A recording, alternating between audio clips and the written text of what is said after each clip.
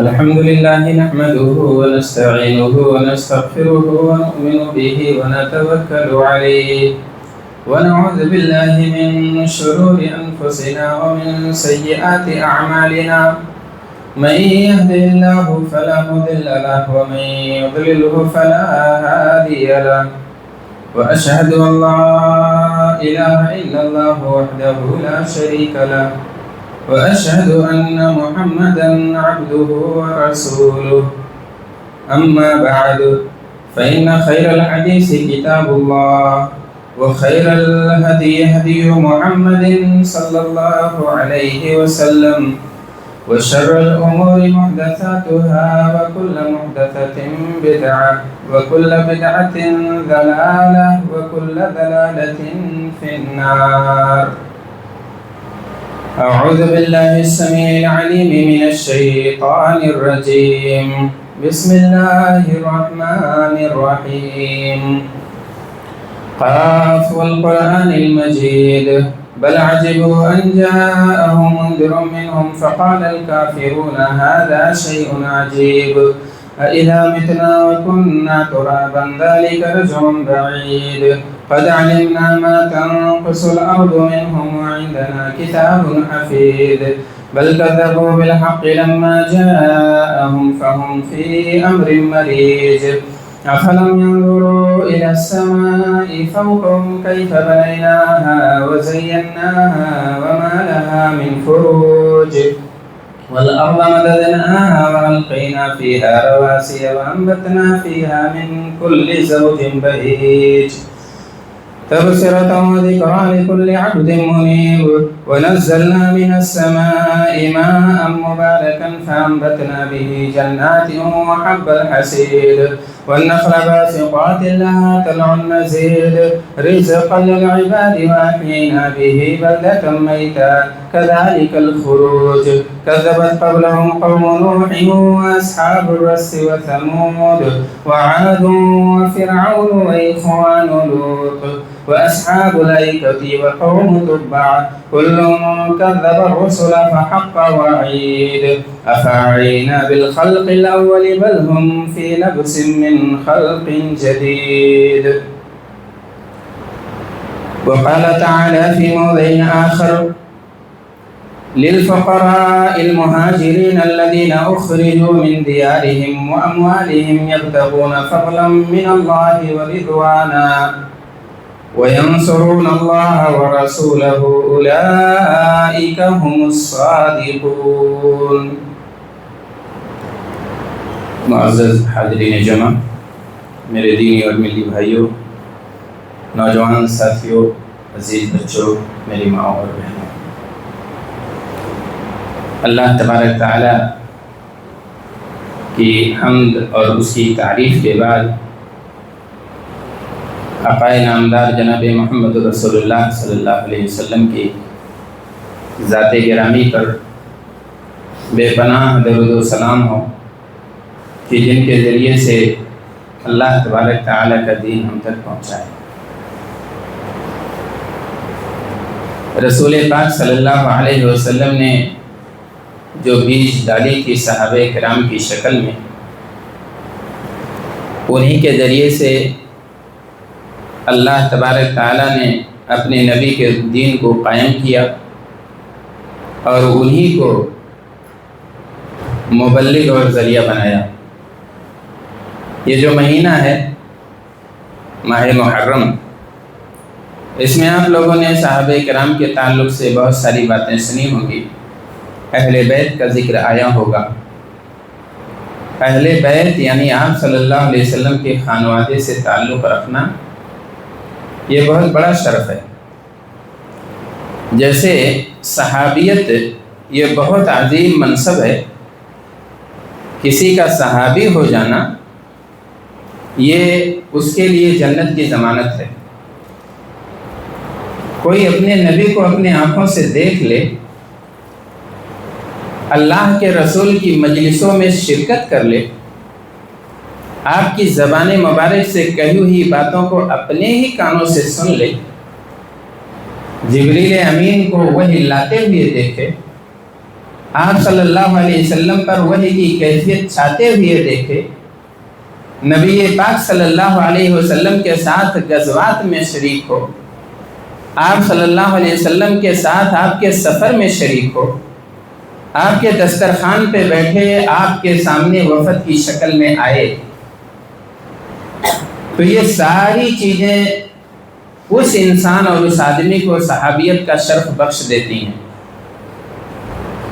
صحابی کی تعریف اسی لیے یہ کی جاتی ہے کہ کل من لقی النبی صلی اللہ علیہ وسلم مؤمنا بہ ومات علیہ، ہر وہ آدمی صحابی ہے جس نے نبی پاک صلی اللہ علیہ وسلم سے ملاقات کی ہے۔ کچھ لوگوں نے کہا جس نے آپ صلی اللہ علیہ وسلم کو دیکھا ہے، لیکن کچھ ایسے تھے جو دیکھ نہیں سکتے تھے، جو نابینا تھے، تو اس کا یہ مطلب نہیں ہے کہ وہ اس شرف سے خارج ہیں۔ آپ کی مجلس میں شامل ہو گئے، آپ صلی اللہ علیہ وسلم کی زبان سے کوئی چیز سن لی، گرچہ آپ کا دیدار نہیں کیا ہے، آپ کو دیکھنے کا شرف نہیں پایا ہے، تو بھی وہ صحابی ہو گیا۔ لیکن شرط یہ ہے کہ ایمان کی حالت میں دیکھا ہو اور ایمان ہی کی حالت میں دنیا سے چلا گیا ہو۔ اگر کسی نے آپ صلی اللہ علیہ وسلم سے ملاقات کی ہے، ایمان دل میں بسا ہوا نہیں ہے، نبی پاک صلی اللہ علیہ وسلم کی رسالت پر یقین نہیں ہے، تو اسے یہ شرف نہیں ملے گا۔ اور اگر کسی نے یہ شرف پا لیا اور مرتد ہو گیا، دنیا سے جانے سے پہلے وہ دائرے اسلام سے خارج ہو گیا، تو پھر ایسی صورت میں وہ بھی صحابی نہیں کہلائے گا۔ تو یہ ایک منصب ہوا، یہ ایک رتبہ ہوا جو اللہ تبارک تعالیٰ نے اپنے چنندہ بندوں کو عطا فرمایا تھا۔ ایک روایت ہے کہ اللہ تبارک تعالیٰ نے بندوں کے دلوں کو کھنگالا، سب سے بہترین دل جس کو پایا اسی کو نبی پاک صلی اللہ علیہ وسلم کے سینے میں رکھا اور آپ صلی اللہ علیہ وسلم کو رسالت کے شرف سے آراستہ کر دیا۔ اور اس کے بعد پھر بندوں کے دلوں کو اللہ تبارک تعالیٰ نے جانچا، انہیں ٹٹولا، انہیں پرکھا، اور جو سب سے بہترین دل پایا ان کو آپ صلی اللہ علیہ وسلم کا وزیر بنا دیا، آپ صلی اللہ علیہ وسلم کا ساتھی بنا دیا، آپ صلی اللہ علیہ وسلم کا دوست اور صحابی بنا دیا۔ اور اللہ کے رسول صلی اللہ علیہ وسلم کا خاندان بھی چنندہ ہے۔ ایک روایت یہ ہے کہ اللہ تبارک تعالیٰ نے ولد اسماعیل میں سے کنانہ کو چنا اور کنانہ میں سے قریش کو منتخب کیا، اور قریش میں جو سب سے بہترین لوگ تھے بنو ہاشم کو چھانٹا اور بنو ہاشم سے مجھے چن کے نکالا۔ تو یہ اللہ تبارک تعالیٰ کے چنندہ ہیں، چاہے رسول پاک صلی اللہ علیہ وسلم ہو یا اللہ کے رسول صلی اللہ علیہ وسلم پر ایمان لانے والے صحابہ ہوں۔ لیکن کچھ صحابی ایسے ہیں جنہیں ایکسٹرا مرتبہ حاصل ہے، جن کا رشتہ نبی پاک صلی اللہ علیہ وسلم کے رشتے سے ملتا ہے، جو آپ صلی اللہ علیہ وسلم کے خانوادے سے تعلق رکھتے ہیں، نبی پاک صلی اللہ علیہ وسلم کے نسب نامے میں جڑتے ہیں۔ انہیں اہل بیت کہا جاتا ہے، اور اہل بیت کا مطلب یہ ہوتا ہے عام زبان میں یعنی گھر والے۔ جیسے ہم بولتے ہیں یہ ہمارے گھر والے ہیں، یہ ہمارے گھر والوں کے لیے ہے، تو گھر والوں میں بال بچے اہل و عیال سب داخل ہوتے ہیں، بطور خاص ازواج مطہرات اس میں شامل ہوتی ہیں۔ کچھ لوگوں نے خارج کیا ہے اپنے الگ ایک مخصوص نظریے کی وجہ سے، لیکن اگر گھر والا اور اہل و عیال بولا جائے تو اس میں عورتیں بطور خاص شامل ہوتی ہیں۔ حضرت عائشہ رضی اللہ عنہ کی روایت ہے صحیح بخاری کی، کہتی ہیں کہ ما شبع آل محمد من ادم، کہ آل محمد صلی اللہ علیہ وسلم کے گھر والوں کو، آپ صلی اللہ علیہ وسلم کے اہل بیت کو کبھی ایسا میسر نہیں آیا موقع کہ کبھی لگاتار 3 دن انہیں سالن نصیب ہوا ہو۔ تو آل بیت اور اہل بیت، صحیح بخاری کی اس روایت میں حضرت عائشہ رضی اللہ عنہ وضاحت کرتی ہیں کہ آل بیت نبی یعنی رسول پاک صلی اللہ علیہ وسلم کے گھر والوں پر یہ کیفیت تھی، غربت کی یہ حالت تھی۔ حضرت عائشہ رضی اللہ عنہ کہتی ہیں کہ نبی پاک صلی اللہ علیہ وسلم جب دنیا سے گئے ہیں، رخصت ہوئی ہیں، ہمیں چھوڑ کے یہاں سے گئے، تب جا کے ہمارے گھر میں اتنی کشادگی آئی کہ کھجور کی قلت نہیں ہوتی تھی، کھجور کے دانے گھروں میں دستیاب ہوتے تھے، اس لیے کہ خیبر فتح ہو گیا تھا، وہاں کھجور کے باغات تھے اور وہاں سے کھجور کا پھل بہت زیادہ آتا تھا۔ کہتی ہیں آپ صلی اللہ علیہ وسلم جب دنیا سے چلے گئے ہیں تب جا کے ہمارے گھروں کی حالت ایسی ہوئی ہے کہ کھجور کی قلت نہیں ہوتی تھی، ورنہ کھجور کے ایک ایک دانے کو کبھی کبھی ترس جایا کرتی تھیں، اور بھوک مٹانے کے لیے کھجور بھی گھر میں دستیاب نہیں ہوتا تھا۔ وہ روایت بھی آپ دیکھیے کہ حضرت عائشہ رضی اللہ عنہا ہے، گھر میں صرف ایک ہی کھجور کی گٹھلی، ایک ہی دانہ موجود ہے۔ ایک بھکاری آ جاتی ہے اپنے ننھی منھی بچیوں کو لے کر، اور حضرت عائشہ رضی اللہ عنہا نے وہی کھجور اسے دے دیا۔ ماں ہے، اپنے لخت جگر کا بھوک برداشت نہیں کر سکتی ہے۔ حضرت عائشہ رضی اللہ عنہا نے اپنی آنکھوں سے یہ منظر دیکھا کہ ماں تو خود بھوکی ہوئی ہے، لیکن اس کے ساتھ جو چھوٹی چھوٹی بچیاں ہیں، کھجور کے ایک ہی دانے کو اس نے 2 حصوں میں تقسیم کیا اور آدھا آدھا اپنی بچیوں کو کھلا دیا۔ جب نبی پاک صلی اللہ علیہ وسلم گھر آتے ہیں تب یہ کیفیت انہوں نے بیان فرمائی۔ اللہ کے رسول صلی اللہ علیہ وسلم نے کہا تم نے ایک ماں کا ممتا تو دیکھا، اس کی اپنے بچوں سے محبت تو دیکھی ہے، لیکن عائشہ یہ بھی جانو کہ اللہ تبارک تعالیٰ اپنے بندوں سے اس سے کہیں زیادہ محبت کرتا ہے جتنی ایک ماں اپنے بچوں سے محبت کرتی ہے۔ تو اللہ تبارک تعالیٰ ہمارے لیے شفیق ہے، اللہ تبارک تعالیٰ ہمارے لیے رحیم ہے۔ صحابہ کرام کی زندگیاں جب آپ پڑھیں گے تو آپ کی آنکھیں اشکبار ہو جائیں گی، آپ کی آنکھیں بھیگ جائیں گی۔ ان کی غربت جب آپ دیکھیں گے، ان کی قربانیاں جب آپ دیکھیں گے، ان کا اظہار جب آپ دیکھیں گے، ان کی پریشانیاں جب آپ دیکھیں گے، اور ان کے سینے میں پہاڑ جیسا ایمان جب دیکھیں گے، تب آپ کو رشک آئے گا اور لگے گا کہ واقعی دنیا کی یہ عظیم شخصیات ہیں۔ ایک مستشرق کا قول ہے کہ مستشرق جو اللہ کے نبی صلی اللہ علیہ وسلم پر ایمان نہیں رکھتا ہے، جس کا اسلام سے کوئی تعلق نہیں ہے، یہ دشمن کا اعتراف ہے۔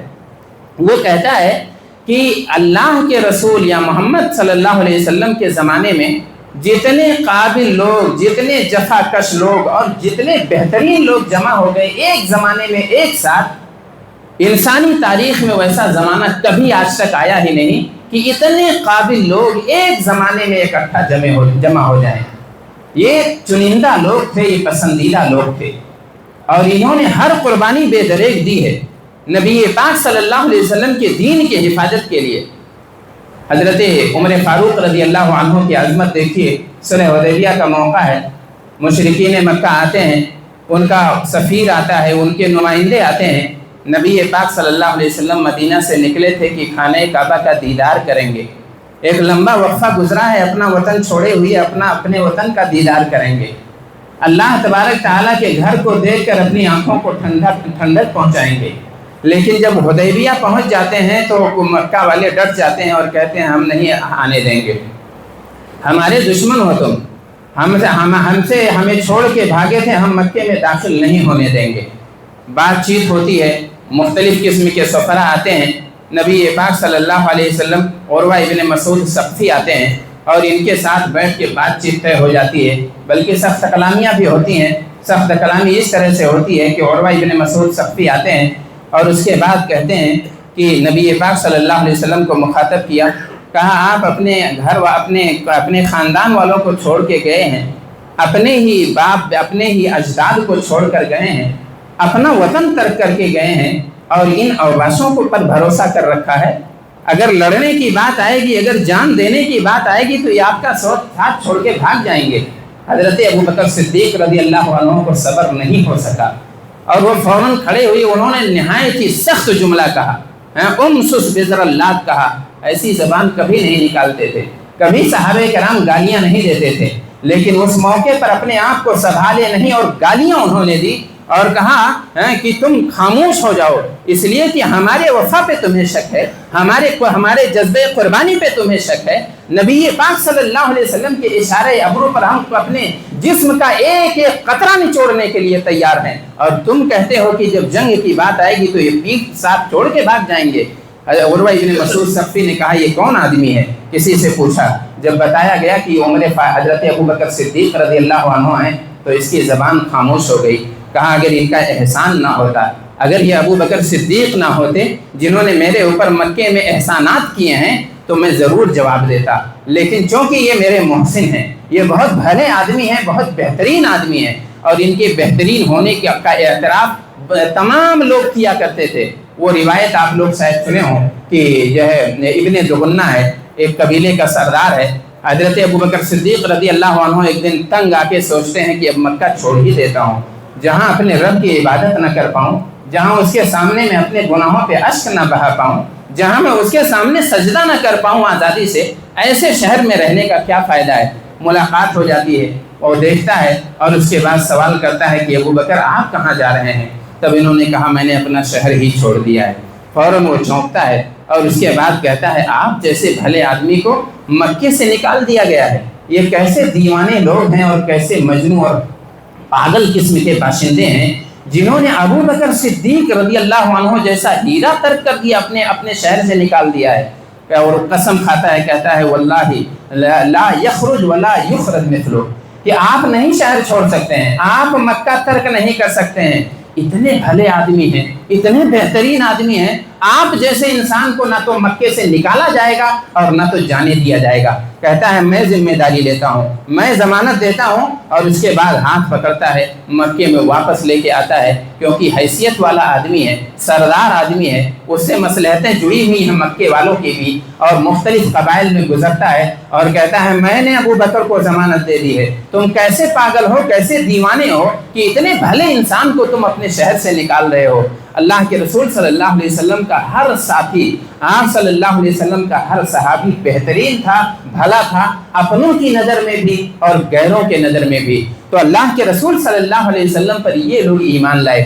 جب اس نے عروہ ابن مسعود ثقفی نے کہا اگر یہ میرے محسن نہ ہوتے، اگر انہوں نے میرے اوپر احسان نہ کیا ہوتا تو میں آج ضرور ان کی گالی کا جواب دیتا اور ان کی سخت کلامی کا جواب دیتا۔ بہرحال وہ چپ ہو گیا۔ تو میں یہ بات کہنے چاہ رہا تھا اس واقعے سے کہ اللہ کے رسول صلی اللہ علیہ وسلم کو دھمکی دی گئی اور کہا گیا کہ آپ واپس نہیں جا سکتے ہیں۔ جب یہ تانا دیا گیا کہ آپ کا ساتھ ہی آپ کے جانثار چھوڑ دیں گے تو اس کا سختی کے ساتھ رد کیا گیا، جواب دیا گیا، اور کہا گیا کہ نبی پاک صلی اللہ علیہ وسلم نے کہا ہم تو بس اللہ کی بندگی کے لیے جانا چاہتے ہیں، ہتھیار ہمارے پاس نہیں ہے، ہم لڑائی کے لیے نہیں آئے ہیں، ہم کسی سے الجھنا نہیں چاہتے ہیں، ہم اپنے رب کی بندگی کرنا چاہتے ہیں، خانہ کعبہ کا طواف کریں گے، اللہ تبارک تعالیٰ سے دعائیں مانگیں گے اور اس کے بعد عمرہ کر کے اپنے وطن کو واپس چلے جائیں گے۔ لیکن انہوں نے کہا نہیں، مکے کے بچے نے چیتے کی کھال پہن رکھی ہے اور وہاں کی عورتوں نے بھی تلوار سونت رکھی ہے، اگر گھسنے کی جرات کیے تو ایک ایک کی گردن اڑا دی جائے گی۔ نہایت خطرے والا معاملہ ہے۔ اگر ایمان نہیں ہوتا، اگر نبی کے دین سے محبت نہیں ہوتی تو صحابہ کرام کے لیے تو یہ خوشی کی بات تھی کہ ہتھیار لے کے بھی نہیں نکلے ہیں، لڑائی کے ارادے سے بھی گھر نہیں چھوڑا ہے، بچوں سے دور اس لیے نہیں ہوئے ہیں کہ جنگ اور غزوے میں شریک ہوں گے، اگر اس کا موقع آ رہا تھا تو خوشی واپس جا سکتے تھے، لیکن انہیں غم ہوا، انہیں تکلیف ہوئی۔ حضرت عمر فاروق رضی اللہ عنہ نے اپنے غم اور غصے کا اظہار بھی کیا، پریشان سے تھے۔ حضرت اللہ کے رسول صلی اللہ علیہ وسلم کے پاس آئے اور کہا کہ اللہ کے رسول صلی اللہ علیہ وسلم ذرا یہ بتائیے آپ سچے نبی نہیں ہیں؟ آپ صلی اللہ علیہ وسلم نے کہا اس میں کون سا شبہ ہے؟ کہا ہم لوگ مومن نہیں ہیں، کہا اس میں کوئی شبہ نہیں ہے۔ انہوں نے کہا کیا یہ مشرک نہیں ہے؟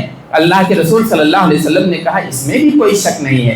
تو کہا کہ اگر ہم مر جائیں گے تو کیا ہمارے لیے جنت نہیں ہے؟ آپ صلی اللہ علیہ وسلم نے کہا بالکل تمہارے لیے جنت ہے۔ اور کہا اگر وہ مر جائیں تو کیا وہ جہنم میں ڈھکیلے نہیں جائیں گے؟ آپ صلی اللہ علیہ وسلم نے کہا ہاں ان کا انجام یہی ہوگا۔ تب کہا پھر جان دینے سے ڈر کیوں؟ پھر آپ لماذا نرد علی الدنیۃ اذن، جب جان دینا شرف کی بات ہے، جب جنت حاصل ہو جانے والی ہے تو ہم دب کے کیوں صلح کر رہے ہیں؟ آپ اشارہ کیجئے ہم لڑنے کے لیے تیار ہیں اور ہم ان کا جو ہے دندان شکن جواب دینے کے لیے تیار ہیں۔ ہم ڈرتے نہیں ہیں جان دینے سے، ہم بھاگتے نہیں ہیں مرنے سے۔ ہمارے لیے شرف کی بات ہے کہ آپ جیسے سچے نبی پر، آپ کے لائے ہوئے سچے دین کی حمایت میں اپنی جان کی ہم قربانی دے دیں۔ میرے بھائیوں اور دوستو، نبی پاک صلی اللہ علیہ وسلم نے سمجھایا اور کہا میں اللہ کا سچا رسول ہوں، ہوں، اللہ مجھے رسوا نہیں کرے گا۔ پھر نبی پاک صلی اللہ علیہ وسلم سے انہوں نے یہ بھی کہا کہ آپ نے ہم سے وعدہ نہیں کیا تھا کہ جائیں گے مکے کا دیدار کریں گے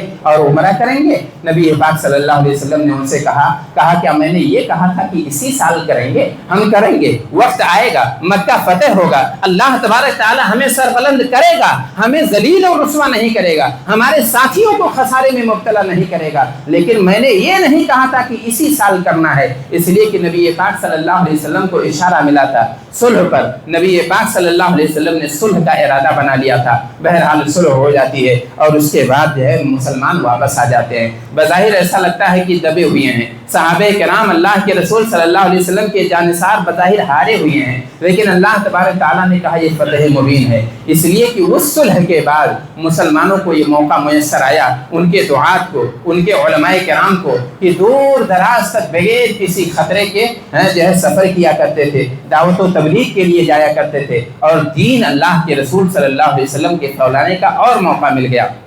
بہرحال وہ انجام کے اعتبار سے بہت ہی بہتر ثابت ہوا۔ تو صحابہ کرام کی تعریف اللہ کے رسول صلی اللہ علیہ وسلم نے اپنی زبان مبارک سے اور اللہ تبارک تعالیٰ نے ان کی تعریف فرمائی ہے۔ جو میں نے آیت کریمہ پڑھی اس میں اللہ تبارک تعالیٰ فرماتا ہے للفقراء المہاجرین الذین اخرجوا من دیارہم واموالہم یبتغون فضلا من اللہ ورضوانا وینصرون اللہ ورسولہ اولئک هم الصادقون۔ اللہ تبارک تعالیٰ نے انہیں سرٹیفکیٹ دے دی۔ اللہ تبارک تعالیٰ نے صحابہ کرام کے بارے میں فرمایا، مہاجرین کے بارے میں فرمایا، کہا ان کا گھر چھین لیا گیا، ان کا مال چھین لیا گیا، اور انہوں نے قربانی اللہ تبارک تعالیٰ کی خاطر دے دی، اپنا گھر بھی چھوڑا، اپنا مال بھی چھوڑا، اپنی تجارت بھی چھوڑی، اپنا منصب بھی چھوڑا، اپنے ننھے منھے بلکتے ہوئے بچوں کو بھی چھوڑا ہے۔ انہوں نے بہت بڑی قربانی دی ہے۔ وہ اللہ تبارک تعالیٰ کی یہ رضا چاہتے ہیں، یہ جو کام انہوں نے کیا ہے، جو قربانیاں دی ہیں، یہ اللہ تبارک تعالیٰ کی رضا کے لیے، یہ اللہ کی گواہی ہے۔ اللہ تبارک تعالیٰ فرما رہا ہے کہ میری رضا کے لیے، میری خوشنودی کے لیے یہ قربانی انہوں نے دی ہے۔ پھر اگر اللہ تعالیٰ نے اعتراف کر لیا تو آپ کون ہوتے ہیں صحابہ کرام کی نیتوں پر شک کرنے والے؟ اللہ تبارک تعالیٰ نے مزید ان کے بارے میں گواہی دی، کہا وَيَنْصُرُونَ اللَّهَ وَرَسُولَهُ، یہ لوگ اللہ اور اس کے رسول کے مددگار لوگ ہیں، یہ اللہ تبارک تعالیٰ کے دین کی مدد کرنے والے لوگ ہیں، وَأُولَئِكَ هُمُ الصَّادِقُونَ، اور یہ لوگ سچے لوگ ہیں۔ اللہ تبارک تعالیٰ نے صحابہ کرام کے بارے میں فرمایا فَعَلِمَ مَا فِي قُلُوبِهِمْ، اللہ تعالیٰ نے ان کے دلوں کو جانچا ہے، ان کے دلوں کو پرکھا ہے۔ اللہ تعالیٰ سے کسی کی نیت مخفی نہیں ہو سکتی ہے۔ تو جس ذات نے صحابہ کرام کو دل کو جانچ لیا، جس ذات نے صحابہ کرام کے دل کے ارادوں اور نیتوں کو پرکھ لیا، اور اس کے بعد کہا اولئک هم الصادقون، یہ پارسا لوگ ہیں، یہ سچے لوگ ہیں، یہ اللہ کے رسول صلی اللہ علیہ وسلم کے حقیقی مددگار لوگ ہیں، تو اب اس میں کسی کو کوئی اختیار نہیں ہے کہ ان کے اوپر انگلی اٹھائے اور کسی صحابہ کرام کے بارے، کسی صحابی کے بارے میں جرح کرے۔ لہذا ہمارا عقیدہ یہ ہے اہل سنت والجماعت کا کہ صحابہ کرام گرچہ معصوم عن الخطا نہیں تھے، ان سے ایسا نہیں تھا کہ خطا ہی نہیں ہو سکتی جیسے نبی پاک صلی اللہ علیہ وسلم ہے، جیسے نبی پاک صلی اللہ علیہ وسلم معصوم عن الخطا ہے، اس طرح سے آپ کے صحابہ نہیں تھے، لیکن اگر ان سے کوئی چوک ہوئی ہے، کوئی ان سے غلطی ہوئی ہے تو وہ اجتہادی غلطی ہے، اور اجتہادی غلطی یعنی انہوں نے اجتہاد کیا، انہیں لگا کہ نہیں بات یہی درست ہے، اور یہ اجتہاد ہوتا تھا۔ حضرت عائشہ رضی اللہ عنہا نے اپنے اجتہاد سے نبی پاک صلی اللہ علیہ وسلم کی ایک حدیث کو ماننے سے انکار کیا، جب اس میں اللہ تبارک تعالیٰ کی رویت کی بات آئی کہ آپ لیلۃ المعراج یعنی اسراء اور معراج کی رات کو اللہ تبارک تعالیٰ کا آپ نے دیدار کیا تھا کہ نہیں کیا تھا، اس میں علماء کا اختلاف ہے۔ کچھ لوگ کہتے ہیں اپنی آنکھوں سے اپنے محبوب کو نبی نے دیکھا ہے، اور کچھ لوگ کہتے ہیں کہ نہیں، اللہ تبارک تعالیٰ کو دنیا کی آنکھوں سے نہیں دیکھا جا سکتا ہے، آپ کی تجلی کا مشاہدہ کیا ہے لیکن اللہ کی ذات کو نہیں دیکھا ہے۔